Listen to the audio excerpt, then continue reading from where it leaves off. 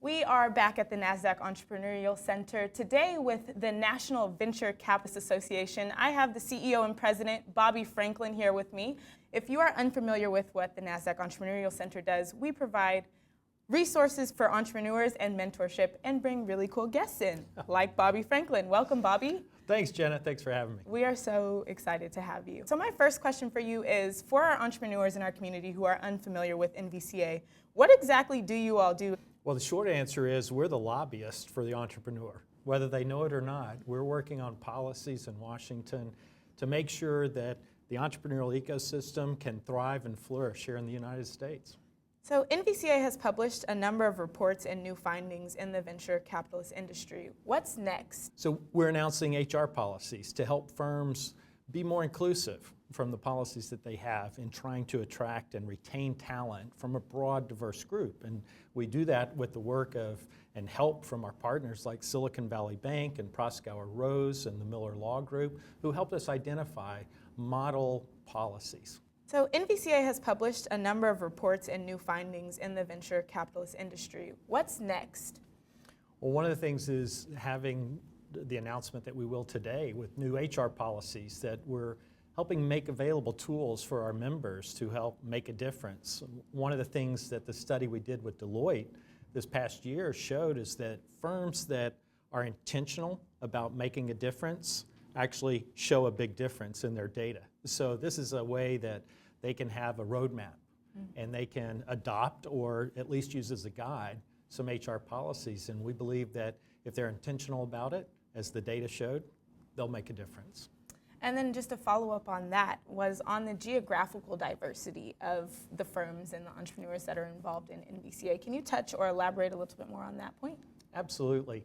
When we think about diversity, we think about it in many forms. There's gender diversity, there's underrepresented minority diversity, there's also geographic diversity. We know in our industry that a lot of it is concentrated both here in California, where we are today, and in New York and Boston and other places.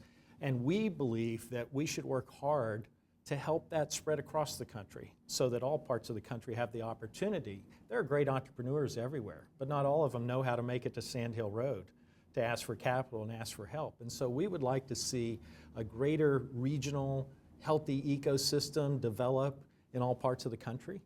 And so we work with policymakers who have a lot of interest, obviously, in their states or their congressional districts, seeing more entrepreneurship.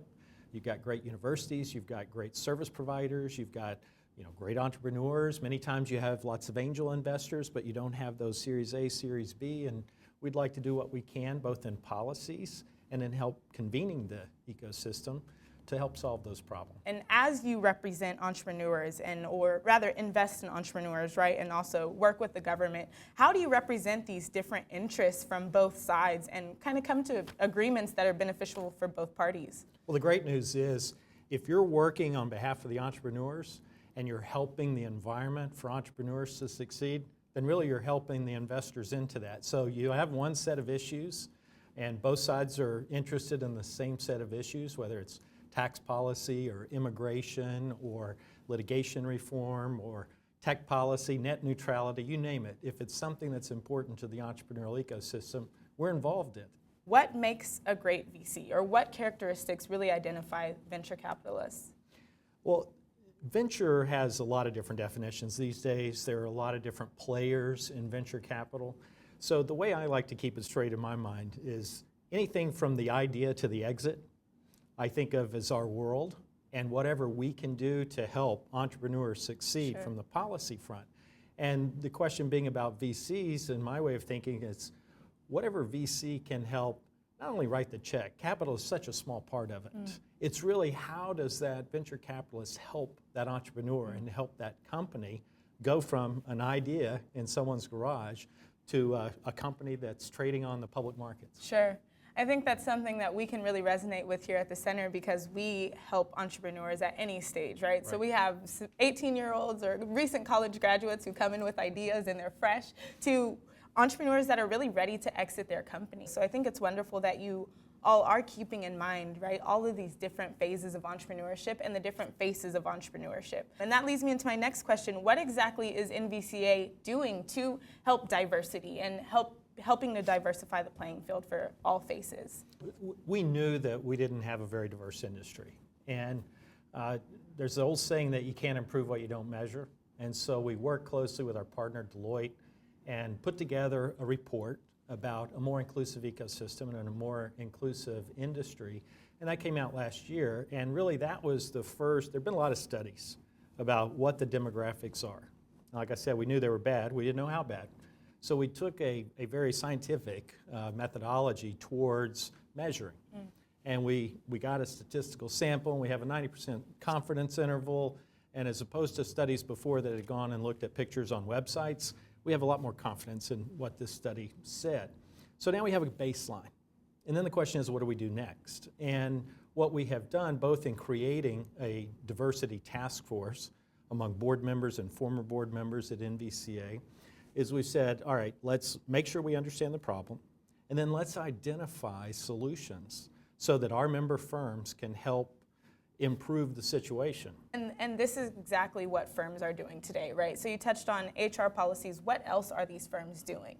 Some of our firms are doing things like Intel and Intel Capital, which we all know, and Jumpstart out of Cleveland, Ohio, are doing things like having dedicated funds to invest in either women-led or minority-run firms. That's really, really phenomenal. And it's great to see, as I work in the entrepreneurial community and also come from a diverse background, to hear about all of these developments. So I know that you all are in San Francisco for two things, one of them being the event that's happening here today on policies driving innovation and the Leadership Gala. What criteria did you use to select these winners that you are highlighting so prestigiously at the Leadership Gala? Well, we've done something new this year. First of all, we have our Legacy Awards. So we have the Outstanding Service Award, we have the American Spirit Award, and we have the Venture Lifetime Achievement Award. And those are awards that NVCA has had for many years, and so we kept those Legacy Awards, but we thought it would be good to add a few new ones. So we've added the Rising Star Award to help identify somebody that's young but really shows that they have a knack for venture investing and they have this enthusiasm to help the industry move forward. The Excellence in Healthcare Award is to recognize all that has happened in the venture industry. I mean, if you think about entire industries that venture has helped start, like biotech, a lot of the medical device innovations that have happened, both to improve healthcare, the cost and the diseases and everything else, we can make such a big difference, and we think we should celebrate that. So Sure. We're going to be identifying someone who has provided excellence in healthcare. And we're also going to have a VC Firm of the Year. Those that have just had a phenomenal track record over many years, had a lot of great exits. And also there's another part of it. It's not just about the advancement that they've had for their own checkbooks. It's also about what have they done for the industry as a whole. So we're trying to recognize those that also give back. We are happy to be celebrating with you, to be perfectly honest. So thank you for sharing this award and just sharing the entire work that you all are doing with our community. If you could just give us, lastly, where can our entrepreneurs keep up with what NVCA is doing? Well, the best place is obviously on social media. We have a Facebook page. We tweet just like the president.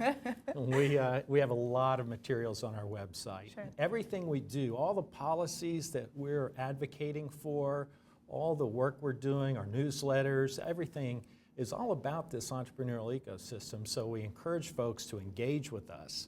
Look at what we're doing. If you'd like to see us do something different or more of the same, please let us know. We want to have a rich engagement. Well, thank you again for joining us here in San Francisco. You heard it first from the CEO and President, Bobby Franklin of the National Venture Capitalists Association. Be sure to follow them on social media, sign up for their newsletter, and stay involved with what they are doing. Thank you for joining us. Thank you, Jena.